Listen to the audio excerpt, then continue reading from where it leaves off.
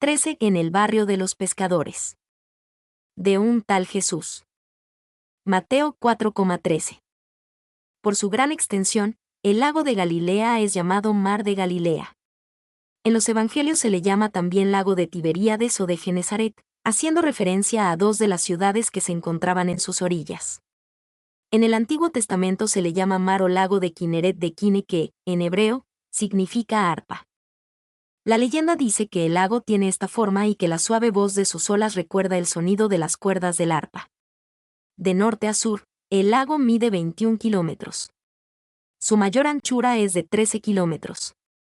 Está situado, como el Mar Muerto, bajo el nivel del mar, a 212 metros, y llega a tener una profundidad de 48 metros. Sus aguas son dulces y ricas en varias clases de peces. Se conocen hasta 24 especies distintas. El Mar de Galilea, también conocido como Lago de Tiberíades o Lago de Genesaret, era un lugar crucial en la vida de Jesús y sus discípulos. Aquí te presento algunos aspectos importantes del Mar de Galilea en la época de Jesús.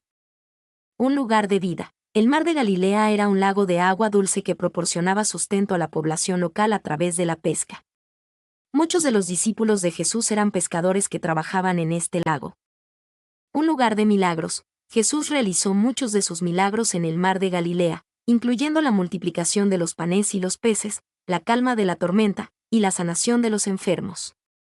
Un lugar de enseñanza. Jesús enseñó a sus discípulos en las orillas del Mar de Galilea, compartiendo parábolas y enseñanzas que cambiaron el curso de la historia. Un lugar de encuentro. El Mar de Galilea era un lugar de encuentro para las personas de diferentes culturas y religiones, lo que refleja la diversidad de la región. En resumen, el Mar de Galilea era un lugar de gran importancia en la vida de Jesús y sus discípulos. Fue un lugar de vida, milagros, enseñanza y encuentro. Su presencia en los relatos bíblicos lo convierte en un lugar emblemático en la historia del cristianismo. Junto al lago de Galilea había varias ciudades. En tiempos de Jesús, una de las más importantes era Cafarnaúm, ciudad del Consuelo o ciudad de Nahum, nunca mencionada en el Antiguo Testamento. La ciudad tenía un puesto de aduanas, pues era fronteriza entre la Galilea que gobernaba Herodes y la zona de Iturea y Traconítide, que correspondía a su hermano Filipo. Estaba, además, junto a la gran calzada romana que unía Galilea con Siria, la llamada Vía Maris. Por su importancia estratégica había también en la ciudad una guarnición romana con un centurión a su mando. En Cafarnaúm se desarrollaron gran cantidad de episodios de la vida y predicación de Jesús en Galilea. Allí vivió al dejar Nazaret y Mateo la llamó la ciudad de Jesús, Mateo 9:1. En tiempos evangélicos, Cafarnaúm era una ciudad de unos 3 kilómetros de extensión y pocos miles de habitantes. Además de la pesca, la población se dedicaba a la agricultura, aceitunas, trigo y otros granos. Las casas estaban construidas en piedra negra de basalto con techos de lodo y paja, que hicieran más soportable el calor, muy fuerte en verano, por la gran depresión que forma el Mar de Galilea. Unos 4 siglos después de Jesús, Cafarnaúm quedó destruida, y no fue hasta finales del siglo XIX cuando se hallaron sus ruinas. Los cimientos de algunas casas, trazados de barrios y calles de la antigua ciudad son uno de los mayores tesoros arqueológicos de Israel. En el Cafarnaúm actual se conservan restos de una gran sinagoga edificada sobre la de tiempos de Jesús, y muchos objetos de la época, lámparas de aceite, prensas de aceite, piedras de molino. De todos los recuerdos, el más importante es, sin duda, el basamento o cimiento de la casa de Pedro, cercana al embarcadero. Las inscripciones encontradas demuestran que los primeros cristianos se reunían allí desde el siglo I a celebrar la Eucaristía. Cafarnaúm, en la época de Jesús, era una ciudad con una importancia significativa, no solo por su ubicación estratégica sino también por su papel en la vida y ministerio de Jesús. Ubicación y contexto. A orillas del Mar de Galilea, Cafarnaúm se encontraba a orillas del Mar de Galilea, en la región de Galilea, en el norte de Israel. Su ubicación estratégica la convertía en un centro comercial y un punto de paso importante. Un pueblo pesquero, Cafarnaúm era un pueblo pesquero, con una población diversa que incluía judíos y gentiles. La pesca era una actividad económica fundamental para la ciudad. Bajo dominio romano, Cafarnaúm estaba bajo el dominio romano, como parte de la provincia romana de Judea. La presencia romana influía en la vida cotidiana de la ciudad. La importancia de Cafarnaúm en la vida de Jesús.